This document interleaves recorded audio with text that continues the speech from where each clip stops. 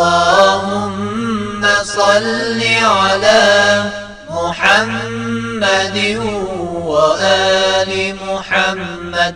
بسم اللہ الرحمن الرحیم. اللہم صلی علی محمد وآل محمد وعجل فرجہم. نبا فاؤنڈیشن کی جانب سے کوئز کا سلسلہ جاری ہے اور اس ایپیسوڈ میں ہم مزید سوالات لے کے حاضر خدمت ہیں عالی جناب مولانا سید عمار حیدر صاحب قبلہ کی بارگاہ میں. السلام علیکم ورحمۃ اللہ وبرکاتہ. علیکم السلام ورحمۃ اللہ وبرکاتہ. انشاءاللہ امید ہے بہتر ہوں گے، خیریت سے ہوں گے. شکریہ جی، آپ بھی بہتر ہوں. خیر مقدم کرتے ہیں آپ کا اس ایپیسوڈ میں. مزید سوالات کے ساتھ آپ کی بارگاہ میں حاضر ہوئے ہیں. آج کا یہ پچھلے ایپیسوڈ میں ہم کچھ اس طرح کی گفتگو کر چکے ہیں کہ قرآن کی جو ظاہری یعنی فزیکل جو یہ بک ہمارے ہاتھ میں کتاب ہے، اس کے اوپر ہم نے بات کی کہ یہ کب سے ہے، کیا اسی شکل میں تھی، اس کے اندر زیر زبر، یہ سب گفتگو ہماری ہو چکی ہے. سوال اب یہ پیدا ہوتا ہے کہ قرآن مجید کے مفاہیم یعنی موضوعات خود داخل قرآن، ایک تو بک ہو گئی ہے، اس کے اندر جو مواد ہے اس کے سلسلے میں کچھ بتائیے کہ کیا قرآن پاک کے اندر کیا پایا جاتا ہے. بسم اللہ الرحمن الرحیم. سب سے پہلے اپنے ناظرین کی خدمت میں تحفہ سلام پیش کرتا ہوں اور امید کرتا ہوں کہ اس سے پہلے کی گفتگو ناظرین کے لیے مفید ثابت ہوئی ہوگی، اور خدا سے دعا کرتا ہوں کہ خدا بند عالم ہمارے کلام میں اتنی تاثیر عطا فرما کہ یہ زیادہ سے زیادہ لوگوں کے لیے قابل استفادہ ہو انشاءاللہ. قرآن مجید جو ہے وہ میں نے کل اس گفتگو کو یہاں تک پہنچایا تھا کہ یہ ہدایت کی کتاب ہے. جی، ہدایت کی کتاب کا مطلب یہ ہے کہ پھر اس کے اندر کچھ بنیادی اصول ہیں جو انسان کی زندگی کے لیے ضروری ہے. خود ہمارے یہاں جو ہے وہ جسے ہم اصول دین کے نام سے بھی یاد کرتے ہیں.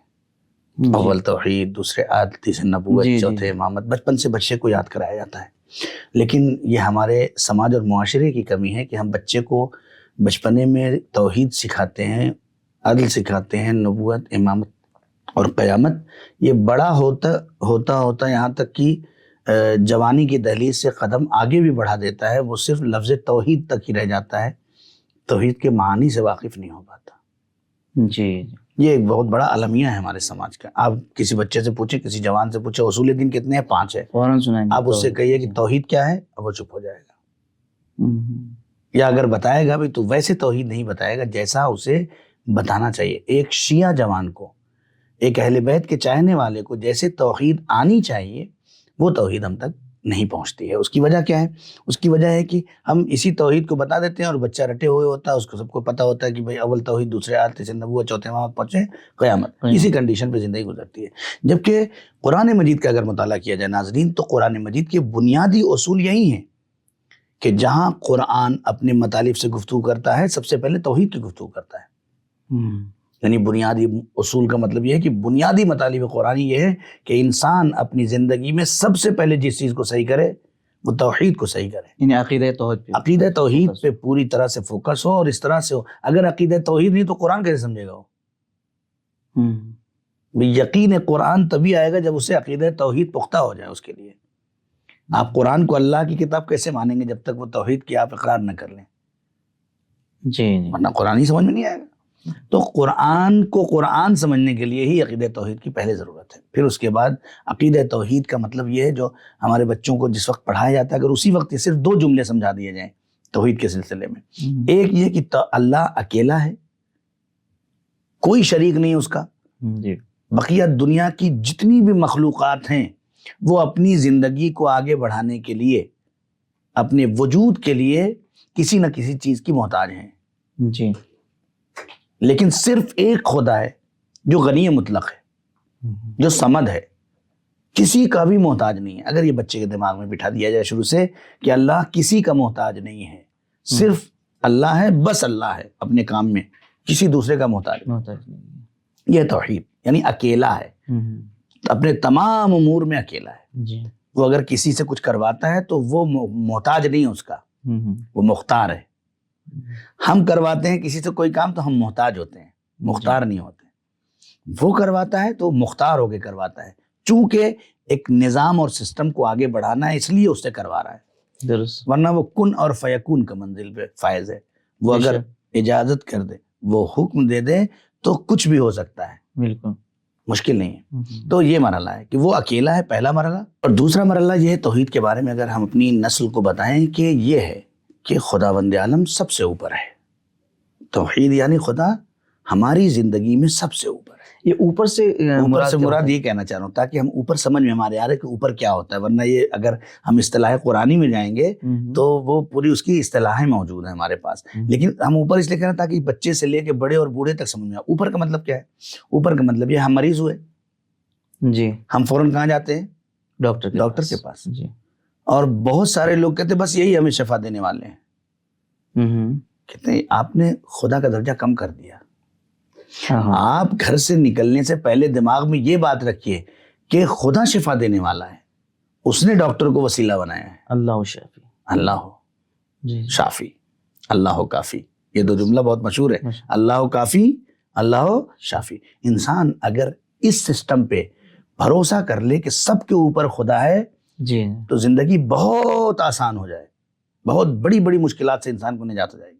مثلا میں ایک جگہ جاب کر رہا ہوں، میں سوچ رہا ہوں کہ اگر یہ میری اب حلال ہو رہا ہے یا حرام ہو رہا ہے مسئلہ نہیں ہے، میری جاب نہ جانے پائے۔ کیوں؟ اس لیے کہ مجھے توحید پہ یقین نہیں ہے۔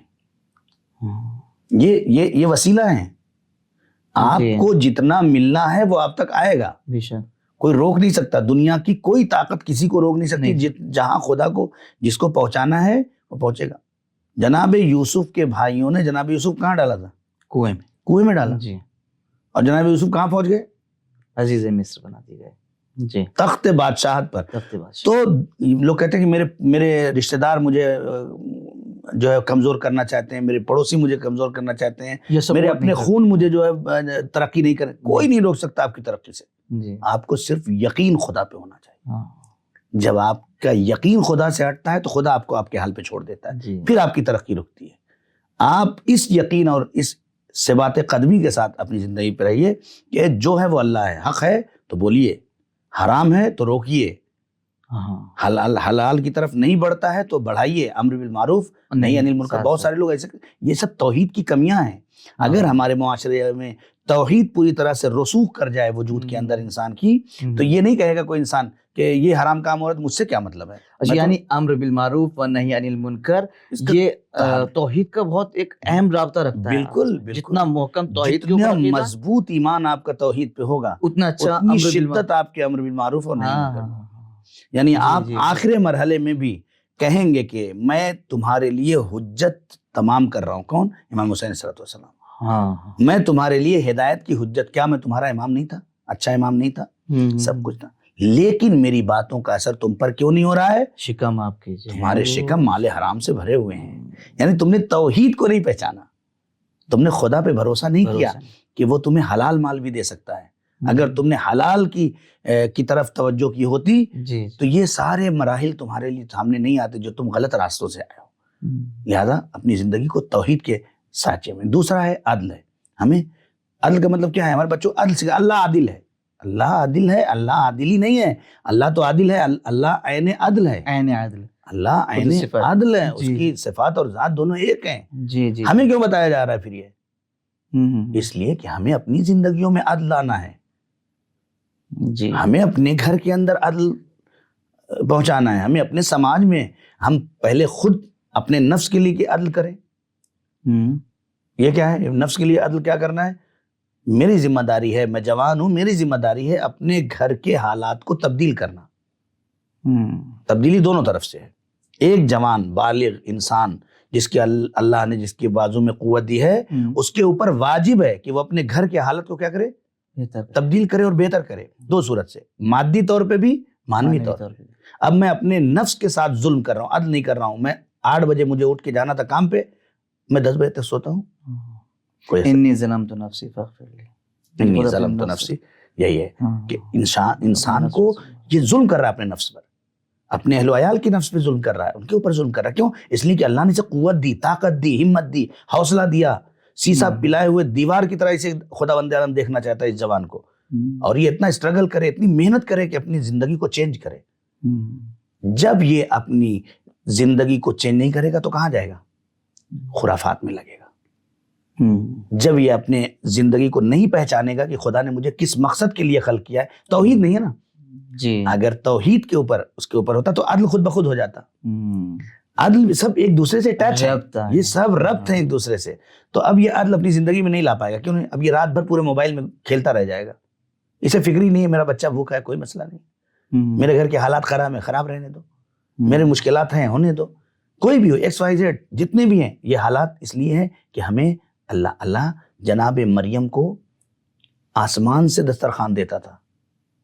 جی. دیتا تھا نہیں دیتا تھا؟ اور جب جناب عیسیٰ کی ولادت ہو گئی تو اللہ نے آسمان سے دیا نہیں, اب محنت کرو اے مریم. اب ایسے حالم میں جب ہمارے ہاں خواتین کو لوگ لا کے دیتے ہیں کہ تمہیں محنت نہ کرنا پڑے, تمہیں کھانا نہ, لیکن اللہ ایک اصول بتا رہا ہے کہ مریم اب یہاں پہ تمہیں محنت کرنی, اب ایک دوسرے کی زندگی پالنا ہے تمہیں, اب تمہیں انہیں آگے لے کے چلنا ہے. تو اب پیڑ ہلاؤ, اب کھجوریں گریں گی, اب کوشش کرو, آئے رزق ملے گا تمہیں, ہم ہی دیں گے, لیکن راستہ بدل گیا. اب کوشش تمہاری ہوگی, رزق ہمارا ہو. تو یہ عدل ہے کہ انسان اپنے اوپر عدل نہ کرے, سماج کے اوپر, معاشرے کے اوپر. یہ جب خود انصاف کرے گا, اس سے انصاف کی شعائیں نکلیں گی, اس کے بچوں میں انصاف آئے گا, عدل آئے گا, اس کے گھر میں عدل آئے گا, معاشرے میں خود بخود معاشرہ عدل و انصاف کا نمونہ بن جائے گا, جو ہم انشاءاللہ امام زمانہ جل اللہ تعالیٰ فرج شریف کے ظہور میں دیکھیں گے. یہی ہوگا, ہر انسان ایک دوسرے کے ساتھ عدل کر, عدل سے پیش ہے, اپنے حق کو پہچانے گا, توحید کو پوری طرح سے اپنے وجود میں اتار لے گا. تیسری چیز جو ہے وہ نبوت ہے, پھر امامت ہے اور قیامت ہے. یہ اصول زندگی قرآن کے اندر موجود ہے. ان کے علاوہ بھی کچھ ایسے موضوعات ہیں جو قرآن میں بالکل بالکل, چونکہ ہمارا دین جو ہے 3 حصوں میں بٹا ہوا ہے. جی, ہمارا دین 3 عقائد, اخلاق اور احکام. تو یہ عقائد سب سے زیادہ فوکس قرآن کا عقائد پہ ہے, اس لیے کہ جتنا مضبوط عقیدہ ہوگا اتنا اچھا عمل ہو جائے گا.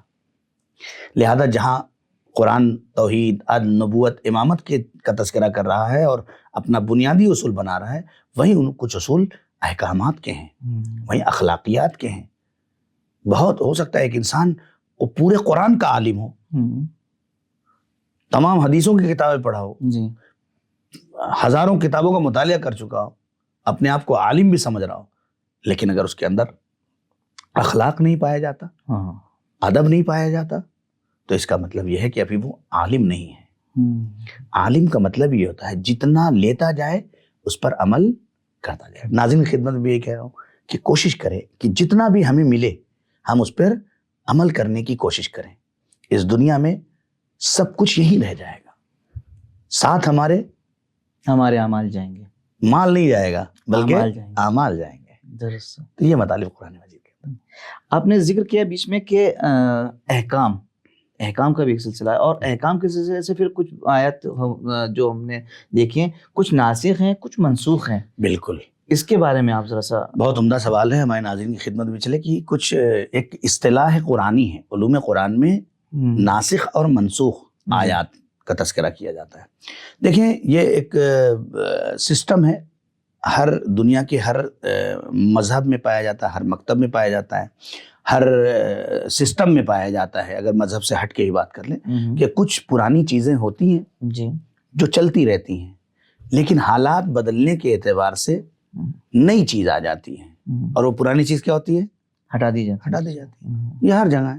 اب ہمارے اس دور میں ہمارے ناظرین کو سمجھانا بہت آسان ہے. واٹس ایپ چلا رہے ہیں آپ, ہر 2-4 مہینے کے بعد آ جاتا ہے کہ اپڈیٹ کریں, جی ہے نا. آپ کوئی سافٹ ویئر چلا رہے ہیں, ونڈوز 10 چلا رہے ہیں, ونڈوز 8 چلا رہے ہیں, پھر دھیرے دھیرے کیا ہوتا ہے, اپڈیٹ کریے اس کو. تو ہر چیز اپڈیٹ چل رہی ہے. نوکیا کا موبائل چل رہا ہے, اپڈیٹ کریے, ہے نا. ایپل کا موبائل ہے, اپڈیٹ ہو رہا ہے. تو ہر چیزیں اپڈیٹ کیوں ہو رہی ہیں, جنریشن کے ساتھ ساتھ چینج ہو رہی ہیں. تو یعنی چینج کرنا, لیکن یہ ایک ساتھ نہیں ہوتا, اچانک نہیں ہوتا, ہے نا. جی ہاں, چینجنگ آتی ہے دھیرے دھیرے, آرام سے. تو یہ قرآن کی اصطلاح میں اسی چیز کو کیا کہتے ہیں, ناسخ اور منسوخ. یعنی ایک عمل, ایک حکم پہلے آیا اور اس پر عمل ہوتا رہا, اس چیز کو کیا ہے, اس پہ فالو کر رہے تھے لوگ. اچانک ایک نئی آیت آ گئی, اچانک ایک نئی آیت، مثال طور پہ اپنے ناظرین کے لیے آسان کر دوں، مثال دے دوں کہ پیغمبر اکرم بیت المقدس کی طرف جو ہے وہ رخ کر کے نماز پڑھتے تھے. صحیح. نماز ہو رہی تھی، سب مسلمان پڑھ رہے تھے، پیغمبر بھی پڑھ رہے تھے. اچانک کیا ہو گیا؟ آیت آ گئی، یہ میرے پیغمبر اب اپنا رخ کہاں کر دو؟ خانہ کعبہ کی طرف رخ کر دو. اب یہ جو خانہ کعبہ والی آیت آئی ہے اس کو کہتے ہیں ناسخ، اس کو کہتے ہیں ناسخ. اور جو بیت المقدس والی آیت تھی اس کو کہتے ہیں منسوخ.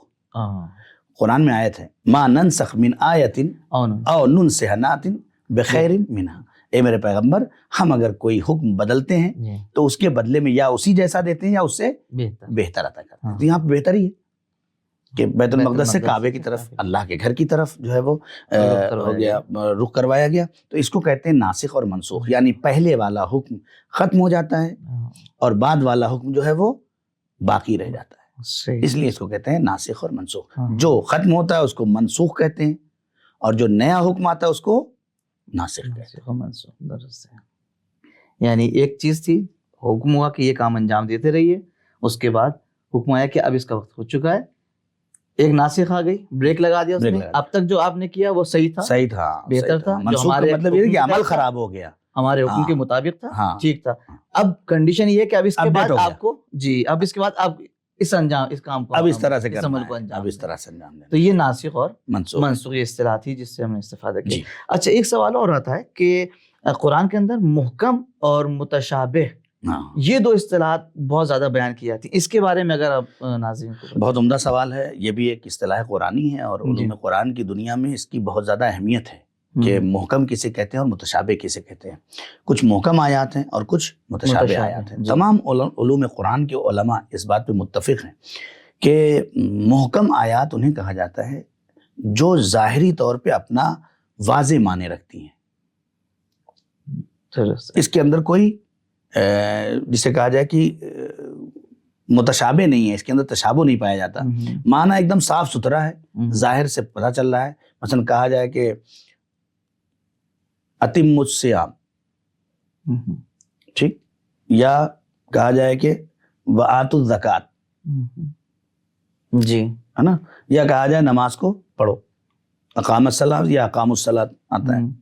تو یہ آیتیں جتنی بھی ہیں یہ سب کیا ہے؟ محکم ہے. محکم یعنی مضبوط، جس کے اندر کوئی شک و شبہ نہ پایا جائے.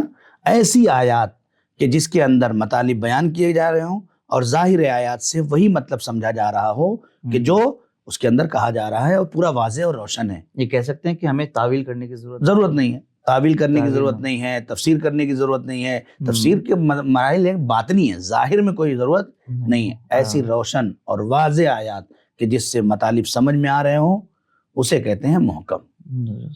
معمولاً یہ کہاں ہے؟ یہ احکام میں پائے جاتے ہیں. تمام علماء کا اتفاق ہے احکام کی جتنی آیات ہیں تقریباً وہ کیا ہے؟ سب کے سب محکمات میں سے ہیں. سورہ آل عمران کی آیت ہے کہ دو طرح کے قرآن میں آیتیں ہیں، کچھ آیات محکمات اور کچھ آیات متشابہات. تو دوسری جو قسم ہے اس کی متشابہ کہتے ہیں اس کو، اسی وجہ سے کیونکہ قرآن نے ہی کہا ہے دونوں نام، محکمات اور متشابہ. تو محکم وہ ہے جو مضبوط اور روشن اور واضح ہوں. متشابہات کیا ہیں؟ کہتے ہیں وہ کہ جو متشابہ خود لفظ تشابہ سے پتہ چل رہا ہے کہ اس کے اندر کیا ہے، جیسا، کہ اس کے اندر گنجائش ہو، آپ ظاہر آیت سے صحیح معنی نہ سمجھ پا رہے ہوں، ضرورت ہو اس کے اندر روشن کرنے کی، واضح کرنے کی، تعویل کرنے کی. مثلا خداوند عالم کہہ رہا ہے خلقت بیدیا، میں نے اسے اپنے دونوں ہاتھوں سے کیا کیا ہے؟ خلق کیا ہے. تو اب یہاں پہ جو ہے وہ اگر ہم یہ مان لیں کہ اللہ کے دو ہاتھ ہیں، نعوذ باللہ من ذالک، تو کیا ہو جائے گا؟ اللہ جسم کے قائل ہو جائیں گے ہم اللہ کے. لہذا یہ ہمارے عقیدے سے کیا ہو رہا ہے؟ میچ نہیں کر رہا ہے. ہمارے عقیدہ جو ہم کو دیا گیا ہے، جو ائمہ نبی کریم اور ائمہ علیہ الصلوۃ والسلام نے ہمیں دیا ہے، اس عقیدے سے میچ نہیں کر رہا ہے. تو ہم کیا کرتے ہیں؟ اس کی پھر تعویل کرتے ہیں. یا کہتے ہیں فَإِذَا نَفَخْتُ فِيهِ مِن رُوحِي فَقَعُوا لَهُ سَاجِدِينَ، جب میں اس میں اپنی روح پھونک دوں. تو اب پھونکنے کا تعلق کہاں سے ہے؟ لبوں سے، ہونٹوں سے ہے، منہ سے ہے. تو ہم پھر وہی مسئلہ آ جائے گا کہ یہاں پہ آ جائے گا. تو بہت زیادہ امثال ہو، قصص ہو، اس طرح کی تربیتی سسٹم جو ہیں جس کے اندر آیا ہے، وہاں پہ ہمارے ہاں تعویل کی جاتی ہے. اسی کو کہتے ہیں آیات متشابہات. یہ آیتیں کیا ہے؟ متشابہ. درست ہے. بہت خوب استفادہ کیا واقعا. قرآن پاک کو پڑھتے ہیں، خود اگر ہم سورہ بقرہ کی ابتدا دیکھیں، اس کے علاوہ بھی قرآن کے مختلف سوروں کی ابتدا کچھ حروف ہیں جنہیں حروف مقطعات کہا جاتا ہے. اس کے بارے میں کچھ بیان کیجئے کہ جی حروف بہت عمدہ، مقطعات سے بہت عمدہ سوال ہے یہ بھی. مثلا شروع ہی قرآن میں دیکھیں آپ، جی سورہ الحمد کے بعد جیسے ہی شروع ہوتا کیا ہوتا؟ بسم اللہ الرحمن الرحیم، الف لام میم. جی یا آگے چلے آپ، الف لام را، جی کاف ہا یا عین صاد، عین سین قاف. یہ سب حروف کیا ہے؟ مقطعات ہیں. مقطعات یعنی ٹکڑے ٹکڑے، ہے نا، الگ الگ، جدا جدا، قطع قطع. اسی لیے اسے مقطعات کہتے ہیں کہ ہم اس کو ایک ساتھ نہیں پڑھتے. کاف ہا یا عین سا، کہا یا عین سا نہیں اسے پڑھتے. الف لام میم علم نہیں پڑھتے. کیا پڑھتے ہیں؟ الف لام میم، کاف ہا یا عین صاد. تو اس طرح سے ہم پڑھتے ہیں، اس لیے وہ کہتے ہیں حروف مقطعات. اب یہ کتنی جگہ پہ آیا ہے، کیا ہے؟ تو اگر ہم قرآن مجید کا مطالعہ کریں تو 29 سورے، 29 سورے ایسے ہیں کہ جس کی ابتدا میں حروف مقطعات، مقطعات یعنی سورہ جو ہے وہ حروف مقطعات سے شروع ہوتے ہیں. تو بہت سارے الفاظ اس میں ہیں، کاف ہا یا عین صاد، الف لام را، الف لام صاد، ہے نا. اس طرح سے جو ہے وہ مستقل ہیں. لیکن ایک بڑی اچھی گفتگو یہاں علماء نے کی ہے، اور وہ یہ ہے کہ جب تمام علماء اکٹھا ہو کے حروف مقطعات کو جمع کرتے ہیں اور ان کے حروف کو چنتے ہیں، تو ان میں سے جو حروف نکل کے آتے ہیں، بہت سارے حروف میں سے جب انہیں الگ الگ کرتے، مثلا بہت سی جگہوں پہ سات کئی مرتبہ استعمال ہوا، عین کئی مرتبہ استعمال ہوا ہے، میم کئی مرتبہ، ہے نا، الف کئی مرتبہ استعمال ہوا ہے. تو ان کو ایک ہی ایک لے لیا جب سب سے، تو جب اسے جمع کیا گیا تو یہ سب مل کے 14 حروف بنتے ہیں. الحمدللہ. یہ سب حروف 14 حروف بنتے ہیں. آیت اللہ کافی صاحب کا وہ شعر یا وہ جملہ صراط علی حق، ہاں وہی ونمسکہ، یہی ہے کہ جب سارے لوگوں نے مل کے اس سے کچھ مطلب نکالنا چاہا تو کوئی مطلب نظر نہیں آ رہا تھا کہ اب اس سے کیسے حفظ کیا جائے، اس کو اس کا فائدہ کیا اٹھایا جائے. تو نتیجتاً اس کا جو فائدہ اٹھایا گیا تو وہ یہ جملہ آیا کہ صراط علی حق نمسکہ، علی کا راستہ حق ہے اور اسی سے ہمیں متمسک ہونا ہے. یعنی واقعاً قرآن مجید کے حروف مقطعات جو ہیں وہ یہ ہمارے وجود کے لیے خود ایک بہت بڑی چیز ہے. اور رہی بات اس کے مطالب کی، تو اگر ہم روایات میں دیکھیں تو ملتا ہے کہ اس کے صحیح مطالب صرف علم خداوند عالم میں ہے، یا بعض جگہوں پہ یہ ہے کہ خداوند عالم جب چاہتا ہے اپنی حجت کے حوالے اس کے علم کو کر دیتا ہے. بہت شکریہ، جزاک اللہ خیر. استفادہ کیا، اور امید ہے ناظرین کرام کے قبلہ کی گفتگو سے آپ نے بھی استفادہ کیا ہوگا. بہت سارے مفاہیم ایسے تھے، بہت سارے مطالب ایسے تھے جو ہمارے لیے نئے تھے، جن کو ہم نے سیکھا اور سمجھا. امید کرتے ہیں کہ انشاءاللہ پروردگار عالم ہمیں قرآن کو زیادہ سے زیادہ پڑھنے، اسے سمجھنے اور اس کے اوپر عمل کرنے کی توفیق عطا فرمائے. ہم آپ سے اجازت چاہتے ہیں. انشاءاللہ خدا کی پناہ میں رہیے. بہت بہت جزاک اللہ. اللہ آپ کو بھی اپنی پناہ میں رکھے، ہمارے ناظرین کو بھی اللہ اپنی پناہ میں رکھے. خداوند عالم سے دعا ہے خداوند عالم ہم سب کو زیادہ سے زیادہ قرآن سیکھنے اور قرآن کو سیکھ کر اس پر عمل کرنے کی توفیق عطا فرمائے. السلام علیکم ورحمۃ اللہ. السلام علیکم ورحمۃ اللہ وبرکاتہ.